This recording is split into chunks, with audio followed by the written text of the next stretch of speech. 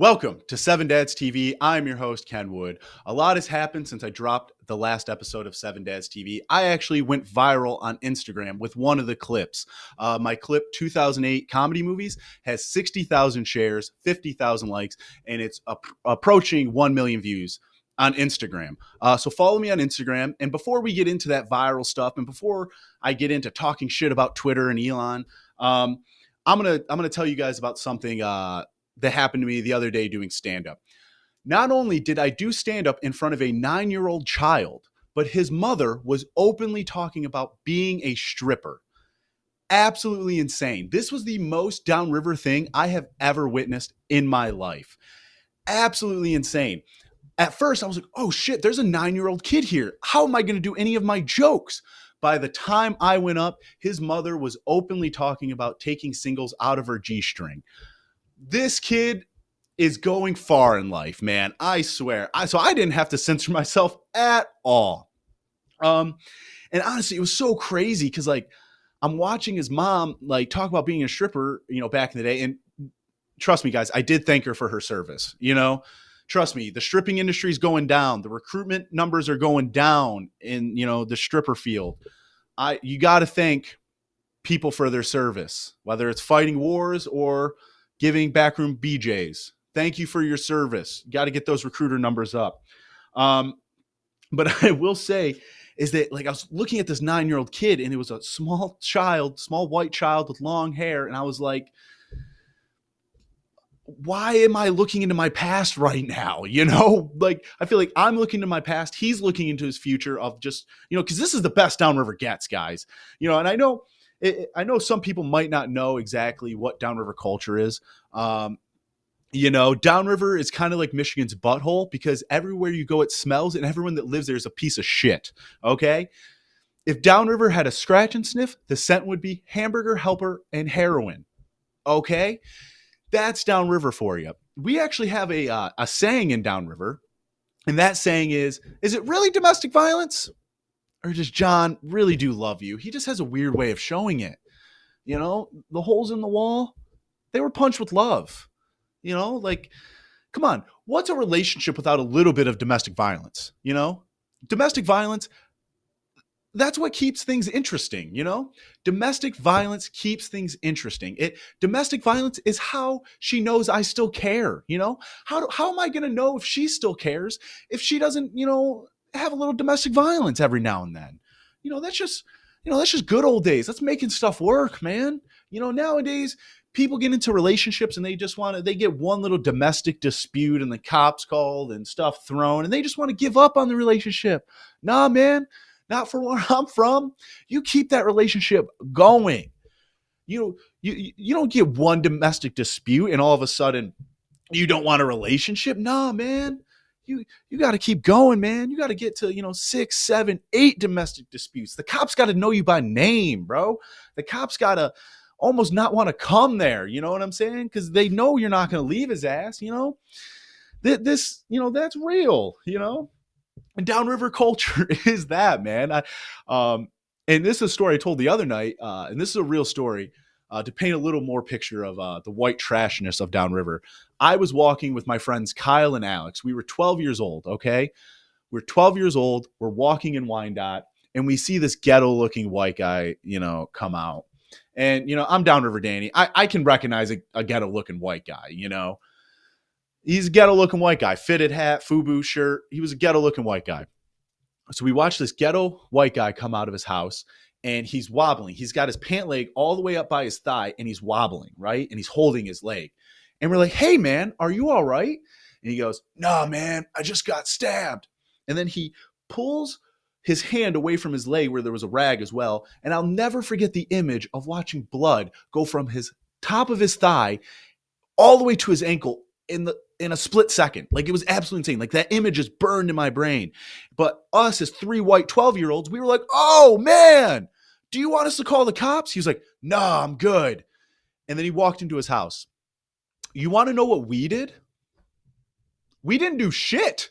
We literally didn't do shit. We didn't call the cops. We didn't call an ambulance. We didn't even tell our parents because we knew hey man, it's best to just stay out of things sometimes, you know?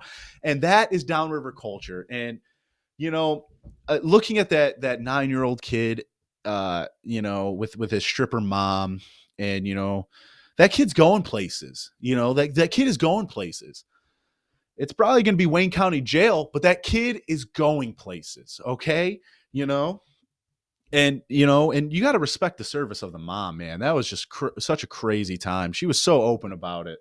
Absolutely so open about it, dude. And I'll give a salute to that. I'll give a salute to margarita, and it's margarita like the pizza with an H, not margarita like the Mexican drink. Margarita like the pizza. Trust me, that was made clear many of times. But next time you see a stripper, whether active retiree, please thank them for their service, man. They really need it, dude. They really need it. These OnlyFans chicks, fucking with their bread. I ain't about that, I ain't about that. I like real hard working women. If I was running a strip club, I'd probably be like the Jerry Jones or the Phil Jackson of that strip club. You know what I'm saying? Like, you'd walk in and it'd be like a show in there. I'd got all the acrobatic ones doing flips and shit. I'd all have the thicker base of the pyramid ones, all, doing the grunt work, doing the ogre work, take a thick stripper, tell her she's the bar back for the night. Be like, hey man, Tyler called off tonight. We need someone that can lift 50 pounds. All right, moving on. Okay. Back to Twitter and fucking Elon and everything, because, I'm really happy that I'm starting to have a little success on Instagram, at least, or at least have something popping off. Twitter, and I'll say this first, Twitter has opened so many doors for me. I had my own segment on the radio a couple years back through Twitter. So many professional comedians know who I am through Twitter. People know Ken Wood, the comedian, through Twitter, and it's truly opened so many doors.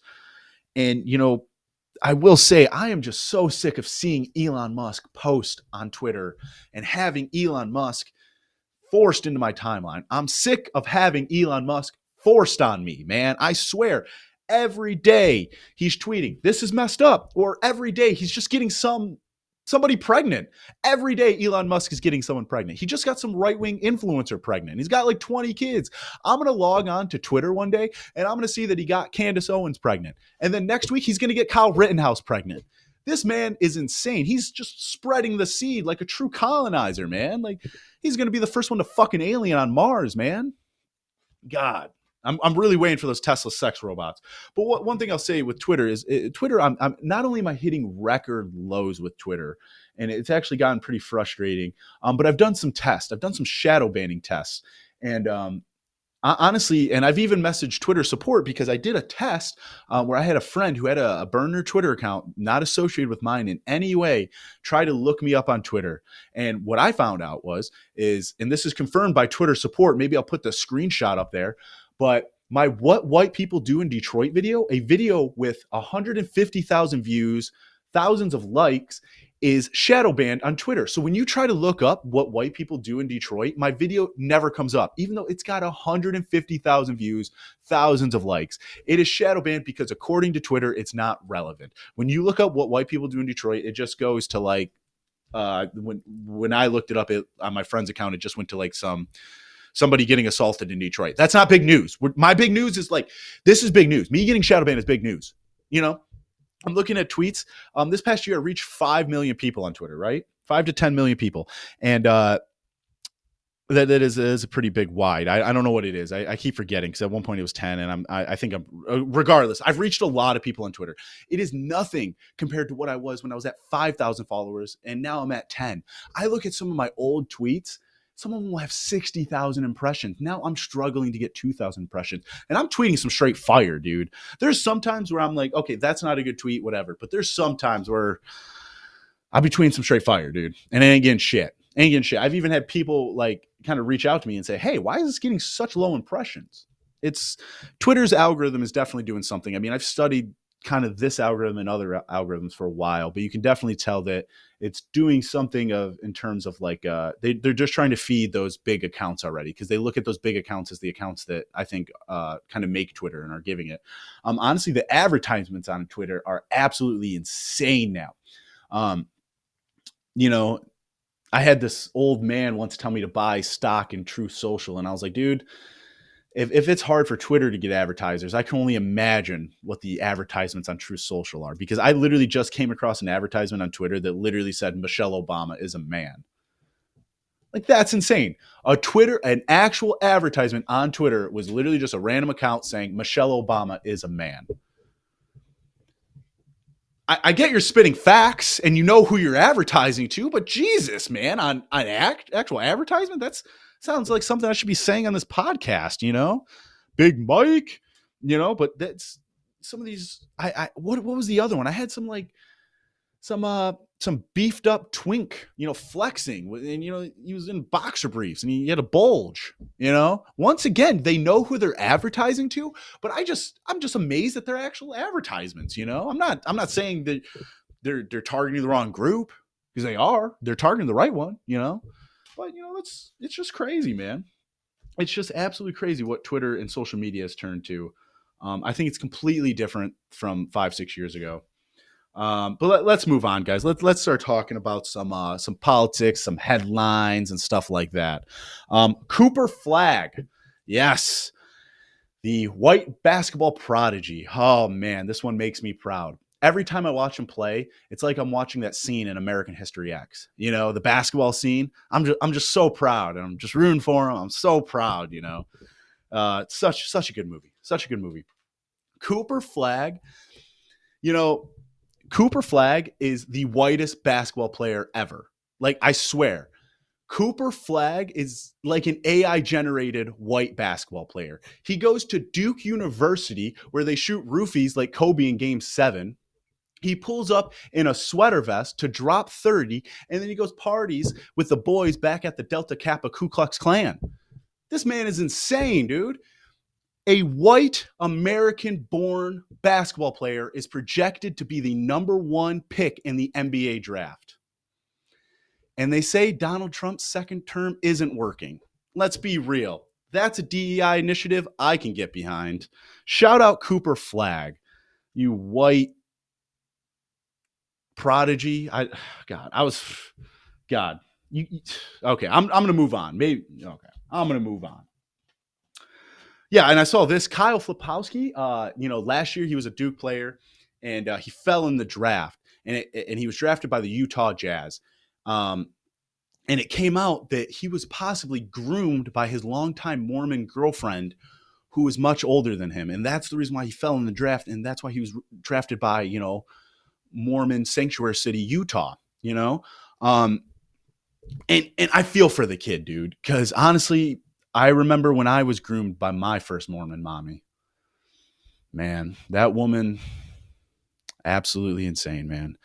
The thing about Mormons, dude, is they touch your heart. They make you think that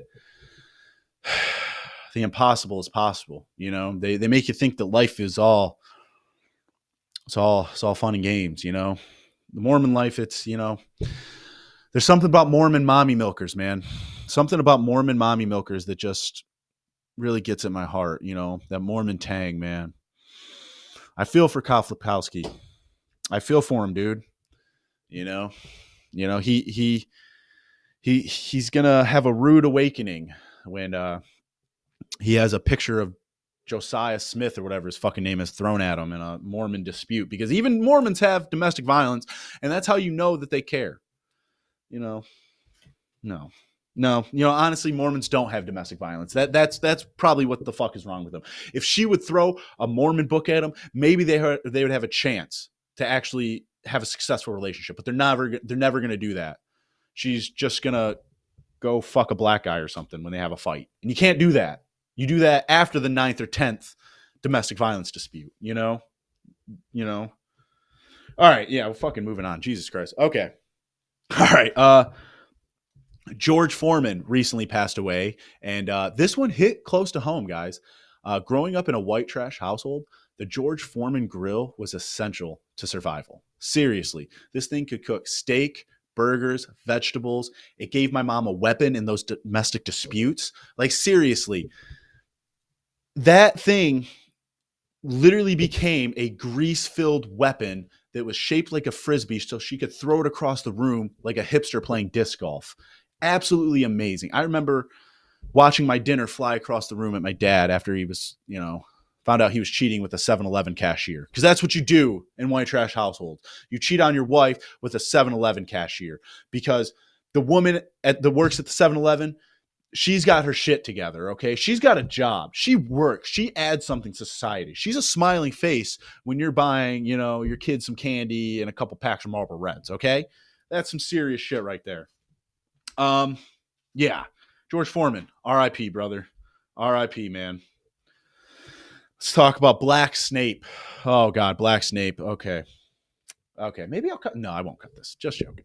Black Snape. Honestly, I just love saying the phrase Black Snape. Black Snape, Black Snape, Black Snape.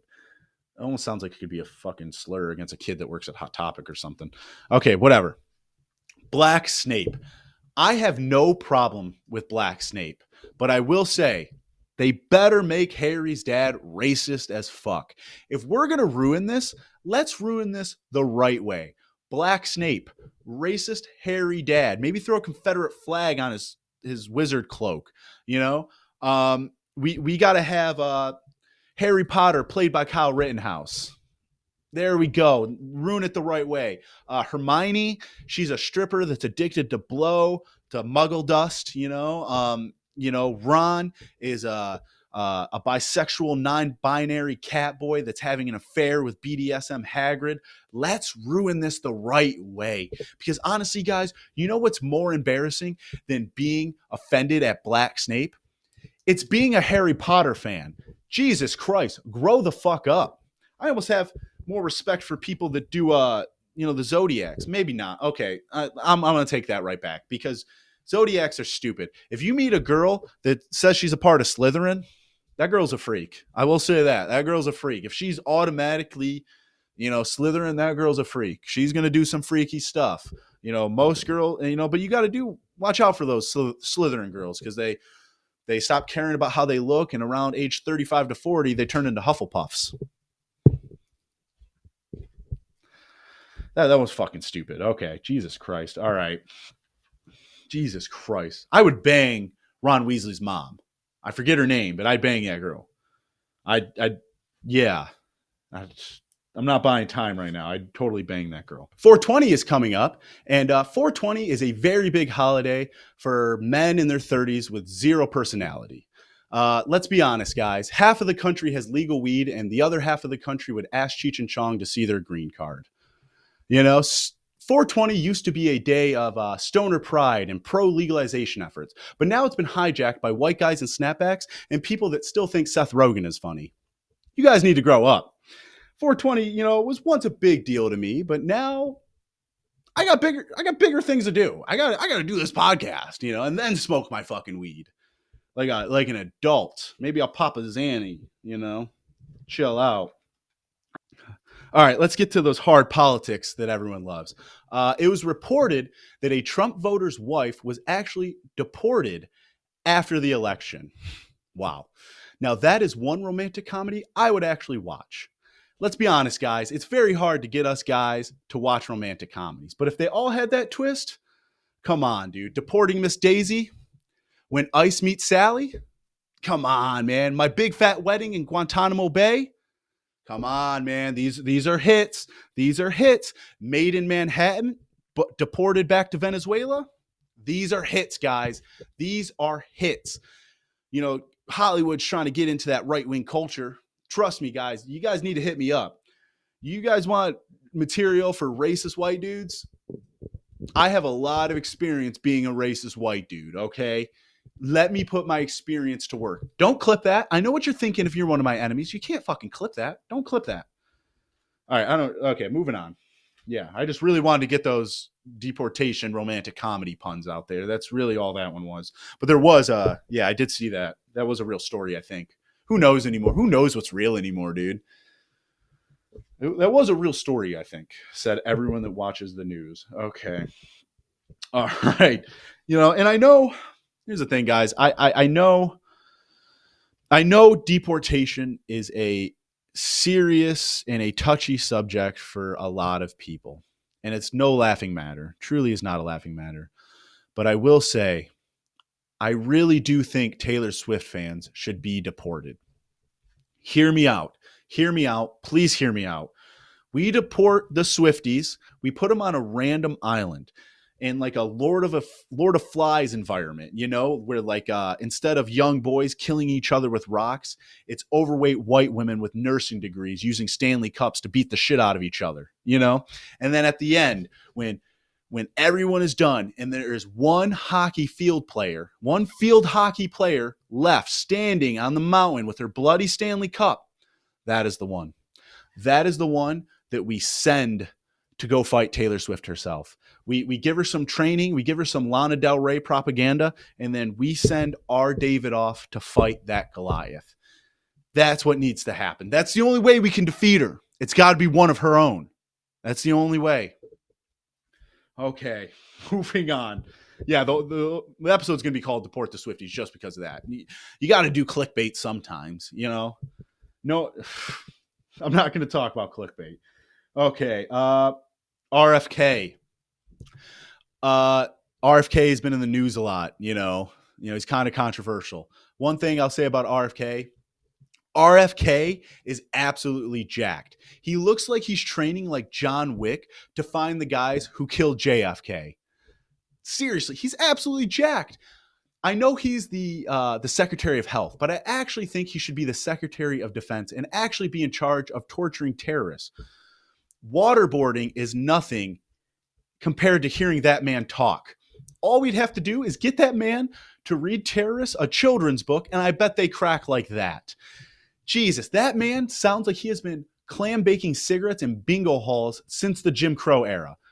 His voice is the only voice that makes my eyes water. Like, how is that even possible? That's absolutely insane. Okay, RFK. Okay, going back. Get those chemicals out of our food, dude. Get those chemicals. I know that worm in your brain is telling you other things, but you need to focus on getting the chemicals out of the food. I would...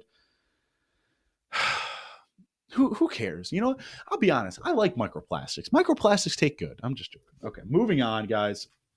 A lot of people are moving out of the country due to Trump being reelected. And one thing I'll say about that is, you're free to do whatever. I've heard a lot of people talk about moving to Ireland, including Rosie O'Donnell, who just moved to Ireland. And, I don't blame her, because clearly the people of Ireland are not dumb enough to elect TV stars in their politicians or as their politicians. There is not a coked out leprechaun who used to fight on TV all the time, making waves in Ireland's politics right now. It's not happening. It's not happening. It is happening. President Conor McGregor is going to happen. And can you fucking imagine President Conor McGregor?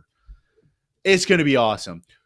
Everyone, wants a true drunken Irish president. You don't think the Irish Nationals are going to vote for one of their own? That's Conor McGregor. Conor McGregor is kind of like he's kind of like that dude. Conor McGregor is kind of like that kid with his stripper mom. People like me, that kid is looking up to people like me, just like Irish cokeheads are looking up to Conor McGregor. Culture, the apple doesn't fall far from the tree, President Conor McGregor, I really hope it happens just to fucking, God, at this point, just let it happen. Just let it happen, dude. You already had Arnold as the governor of California. He literally ran against Gary Coleman. You have Donald Trump as a president. People are talking about Stephen A. Smith running as the Democratic nominee.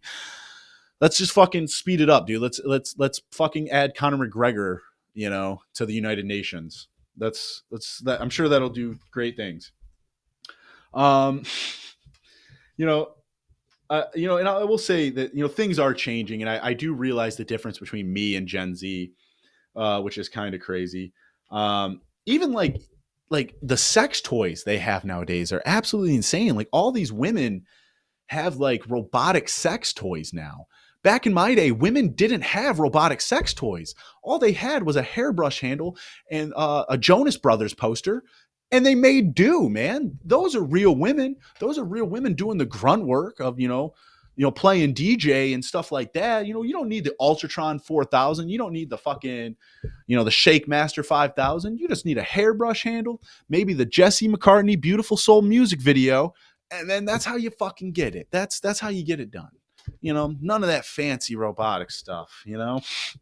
Um, yeah, I don't know where that came from. That one is really out there. I'll be honest. It doesn't fit to the next stuff that I'm saying. Maybe it does. I don't know. But I realized that, Gen Z is much different than I am, Gen Z, the thing about Gen Z is like, they're just so fucking retarded, just joking. But Gen Z, like, one thing that really bothers me about Gen Z is Gen Z spends way too much time online. Way too much time. They spend way too much time watching streamers and not enough time doing the cinnamon challenge. Okay? That's real fun right there. Forcing your friends to eat a spoonful of cinnamon and laughing your ass off while they almost die while choking. That's real fun, man.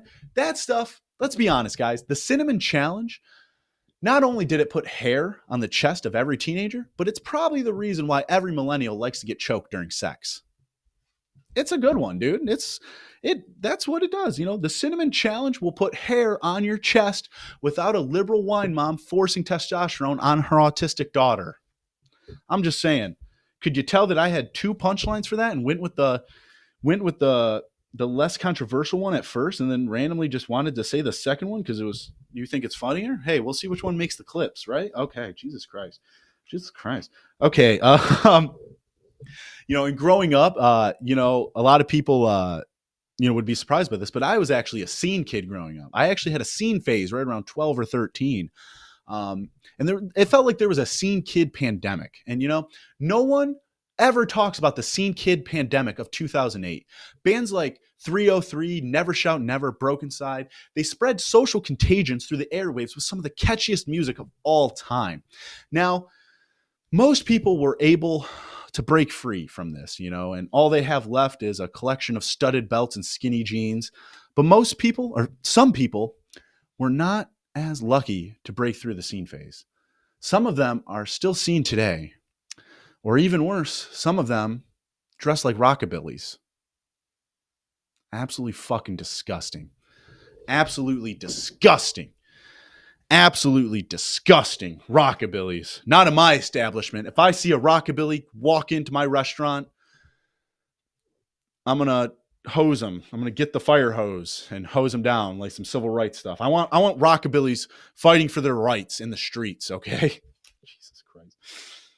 And honestly, guys, I do a lot of fucked up material and I talk about politics, but I'll be honest. You should not listen to comedians for their political views. It's really not. I heard a comedian talk about how, and this was a famous comedian, but he was talking about how comedians are the last true philosophers in the world. As a comedian, I will tell you, if that is true, we are so fucked, okay? We are so fucked, okay? Philosophy is supposed to be meaningful and deep and about culture. Not a bunch of jokes about how your wife won't fuck you anymore, about how your marriage should have ended 10 years ago, and about how Spirit Airlines is the worst airlines, because it's not, okay? Spirit Airlines is not the worst airline. Let's turn to focus on Delta. I'm sick of all these open micers coming up there talking about Spirit Airlines when they know damn well Delta's got their own problems. Fuck Delta. Don't try to ruin my cheap flights in a big old yellow jet. Don't do that. Let's not do that. And the thing is if you're a philosopher comedian, what does that even get you? What does that even get you nowadays? I mean, some of the, comedians, are completely terrible, but like, what does being a comedian that talks about topical stuff even get you? You find yourself like ending up like degrading yourself on The View, And I was shocked when I saw Bill Burr flicking his bean on The View, man. Like, I don't want to say I was shocked, but I was disappointed that Bill Burr was flicking his bean on The View. It definitely wasn't, my type of tea. If you guys don't know what The View is, it's basically the Golden Girls doing a libtard talk show for a bunch of wine moms that have nothing to do at home while they're husband is cheating on them with the office intern. Like, the show is fucking terrible, man. It really can only be digested with 1,000 milligram Vicodin and a glass of wine, man. And, watching, Bill Burr flick his bean on there was, it is what it is. Bill Burr flicking his bean, with the girls, that's totally fine. That's totally fine. It's just quite something. I didn't even really watch it. I just saw Bill Burr was on The View, and that's fucking funny, dude. I wonder how much they paid him. I wonder if he got to fuck Joe Bayer. I wonder if he got to, feel up Whoopi Goldberg. You know what I'm saying? All right. Yeah. If I'm ever on The View, guys, fucking clip this and tell me to don't tell me to put a gun anywhere. How about that? How about if I'm ever on The View, you drive your car through my fucking house and say you wanted this, and then like literally as you're about to take me out, literally just be playing this clip, because at that point I sold out, And honestly, the thing about me is I'm ready to sell out, guys. I'm fucking ready to sell out. Absolutely. You think I want to do this fucking podcast and try to do these clips and shit? Absolutely fucking not. I want money to just spew propaganda at this point. If you ever see me on a late night talk show and I'm just talking about, saving the environment, or I'm talking about trans rights, be like, yep, the Illuminati got to him. The Illuminati got to him, and now they're giving him, steak and shrimp and stuff all the time, and he doesn't care. He doesn't care. God. All right. Well, I think that's all, guys. I think that's all I have today.